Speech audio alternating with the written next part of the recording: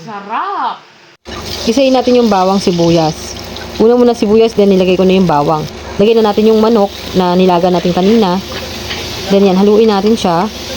Lagyan natin ng konting asin, oyster sauce, at saka ng toyo. Nilagay ko na rin yung tira ko kanina sa ulam na red bell pepper, tsaka yung pinaglagaan ng manok natin, yung chicken stock.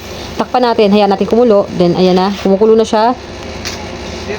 Lagyan natin ng pampalasa na chicken broth cubes. Then lagyan natin ng atsuete. Yan. Naglagay tayo ng 2 pack na sotanghon. Yung tig 13 pesos yan. Dalawa yan. Then takpan natin. Hayaan ulit natin siyang kumulo. Nilalagyan na natin yung mga gulay, repolyo. Lagyan na natin ng carrots. At saka yung pinakamasarap sa sotanghon, yung celery. Yan. Ayan na po yung sotanghon natin ng sotanghon ala Quiapo. Sobrang sarap yan. Timpla natin ng patis at ng konting bechi.